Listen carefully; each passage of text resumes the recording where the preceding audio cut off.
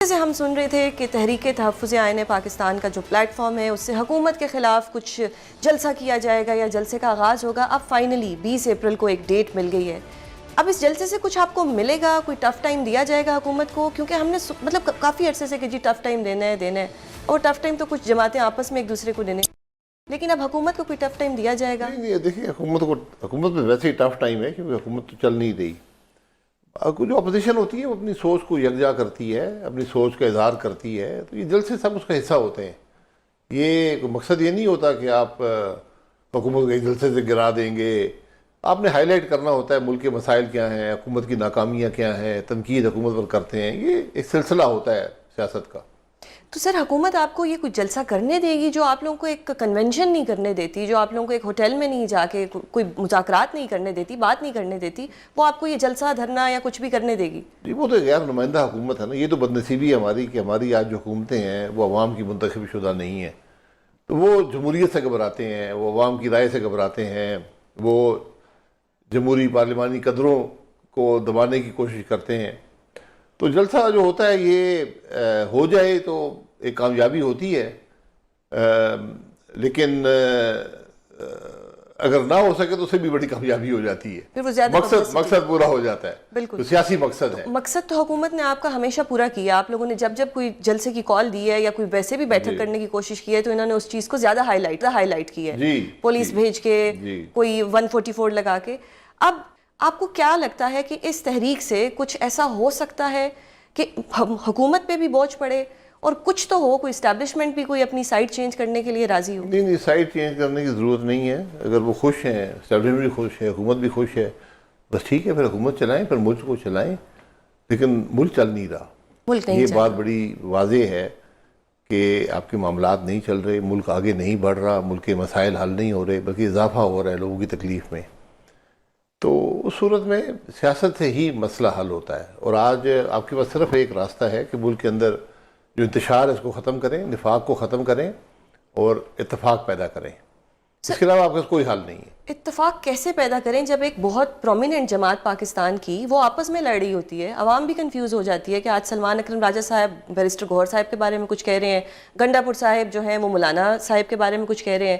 تو اگر ایک پرومیننٹ جماعت جو ہمیشہ سے یہ کہتی ہے فارم 47 اگر یہ آپس میں لڑے گی تو پھر یہ آن ریالٹی کیا کر سکے گی؟ یہ دیکھیں, یہ سب سیاست کا حصہ ہوتا ہے. ہم نے باقی جماعتوں میں ایسی لڑائیاں نہیں دیکھیں. اب آپ دیکھیں جو پارٹنر ہیں روز ایک دوسرے کے خلاف بیان دے رہے ہوتے ہیں, جو آج حکومت میں ہیں, بالکل, جو ہر مسئلے میں اکٹھے ہوتے ہیں, ہر قانون پاس کرتے ہیں, ترامیم پاس کرتے ہیں, اختیارات رکھتے ہیں آئینی, اس کے باوجود ایک دوسرے پہ تنقید کرتے رہتے ہیں. تو یہ ہونا نہیں چاہیے. پی ٹی آئی کی بدقسمتی ہے کہ وہاں پر کوئی کلیئرٹی نہیں ہے.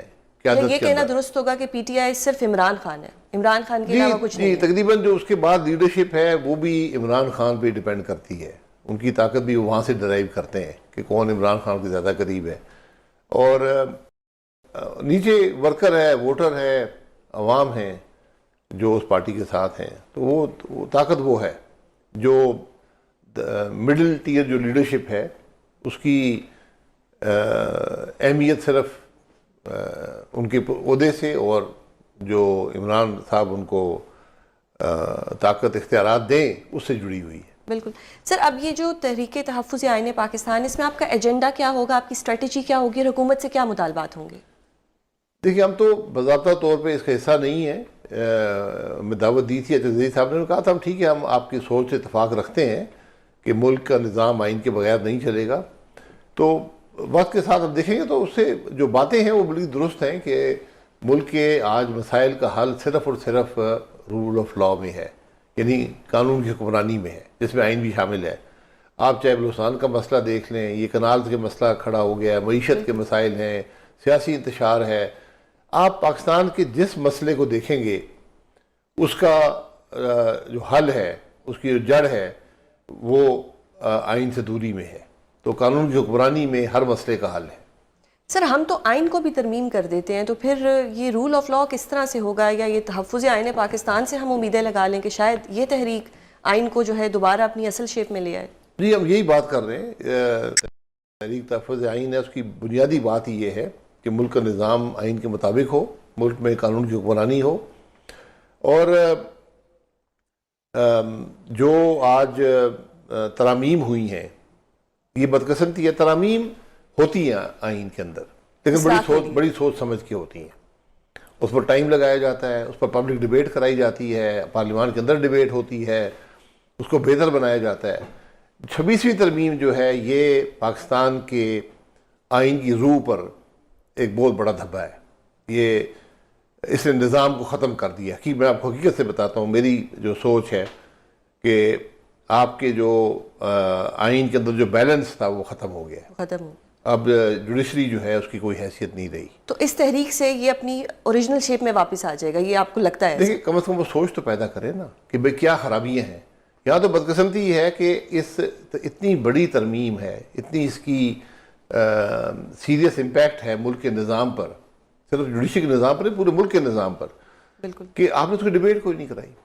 کوئی اسمبلی کے اندر بولا نہیں, کوئی اسمبلی میں ڈیبیٹ نہیں ہوئی. اس کا ایک مقصد تھا کہ جو ہماری عدالتیں ہیں ان کو فلی طور پہ کیپچر کر لیا جائے. اب عدالت کے اندر سپریم کورٹ کے اندر بھی ایک سپریم کورٹ ہے. جی وہ ہو گیا نا مسئلہ, وہ مقصد حل ہو گیا, لیکن وہ مقصد آئین کی روح سے متصادم ہے. آئین کی روح یہ تھی کہ انڈیپینڈنس آف جوڈیشری ہو, بالکل, ایگزیکٹو کا اپنا رول ہو, جوڈیشری ہو. یہ آپس میں تناؤ رہتا ہے اداروں کے درمیان, یہ پورے دنیا میں ہوتا ہے اور وہ وقت کے ساتھ سیٹل ہو جاتا ہے.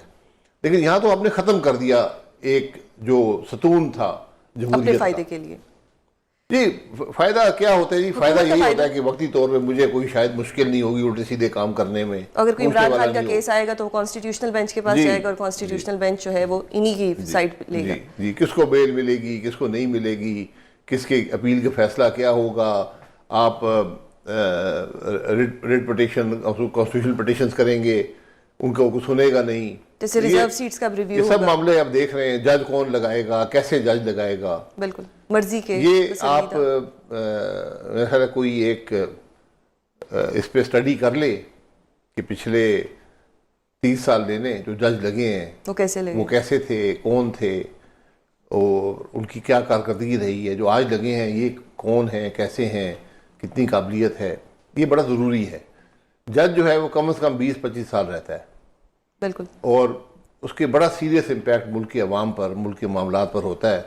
اگر ہم جج ہی کمپٹنٹ نہیں لگائیں گے, ہم جج ہی کمپرومائز لگائیں گے تو پھر ملک تو بالکل نہیں چلے گا. سر یہ بات آپ جیسا سینئر بندہ سمجھ رہے ہیں, میرے جیسا کل کا آیا ہوا بندہ بھی سمجھ رہے, تو یہ ہمارے حکمران کیوں نہیں سمجھ رہے؟ یہ کیا سب دیکھیں انہوں نے اپنا اصولوں کا سودا کر لیا, ضمیر بیچ دی ہے. ان کو اقتدار چاہیے تھا.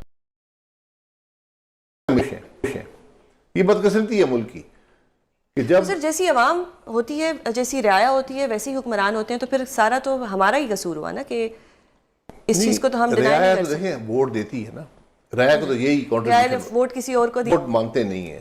ہم رعایا کی کوئی حیثیت نہیں سمجھتے نظام کے اندر. یہ آج کی بات نہیں ہے, جب سے ملک معاملہ. اب یہ دیکھ لیں کہ 47 سے پاکستان بنا اور 70 میں جا کے پہلے الیکشن ہوئے, بالکل بالکل, اور پاکستان ٹوٹ گیا پہلے الیکشن میں, کیونکہ ہم نے رزلٹ مانا. رزلٹ بڑا واضح تھا. ایک جماعت کے پاس 152 سیٹیں تھی, دوسری کے پاس 83 تھی. تو ہم نے کہا نہیں 83 والا بنے گا, دوسرا نہیں بنے گا. بس وہی سلسلہ پھر چلتا رہا ہے ہر الیکشن میں.